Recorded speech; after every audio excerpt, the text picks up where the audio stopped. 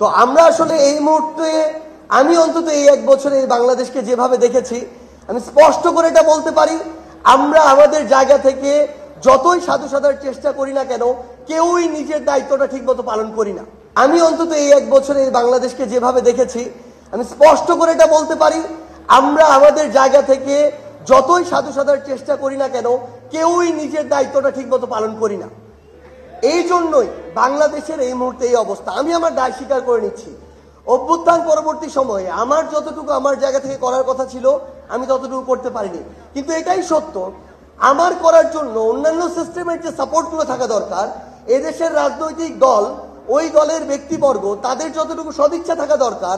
আমলাতন্ত্রে যারা চাকরি করে তাদের যতটুকু সদিচ্ছা থাকা দরকার, আমার উপদেষ্টা মণ্ডলীতে যারা আছেন তাদের যতটুকু অভিজ্ঞতা থাকা দরকার, কিংবা এই প্রত্যেকটা জায়গায় ইভেন সাধারণ জনগণের যতটুকু সহযোগিতা করা দরকার কেউই তারটা করে নাই। সো সবচেয়ে বড় কথা হচ্ছে আমরা যে বাংলাদেশটা পেতে চাই এই বাংলাদেশটা আমরা পাবো, কিন্তু পেতে সময় লাগবে। এবং সবচেয়ে গুরুত্বপূর্ণ কথা হচ্ছে 24 পূর্ববর্তী সময়ে হাসিনা এই বাংলাদেশকে যেই পর্যায়ে নিয়ে গিয়েছিল, যেই স্বৈরাচারী সিস্টেম তৈরি করেছিল, আমার ওই জুলাই যোদ্ধা ভাইয়ের সাথে গলা মিলিয়ে আমি বলতে চাই বাংলাদেশে যে কেউ যে কোনো ফরম্যাটে যে কোনো ব্যক্তিকে সামনে রেখে এটা আর কোনোদিন করতে পারবে না। এই সুযোগটা এই বাংলাদেশে হবে না। এই বাংলাদেশের যেই ইয়াং জেনারেশনটা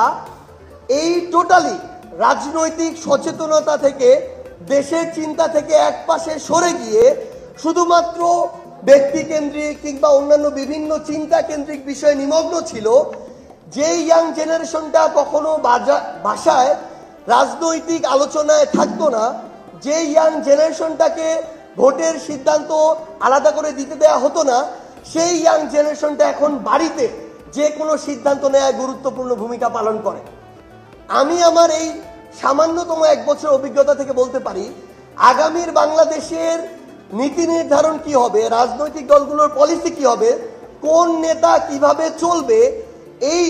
প্রত্যেকটি বিষয় আগামীর বাংলাদেশের তরুণ প্রজন্মের মতামতের উপরে ভিত্তি করে নির্ধারিত হবে।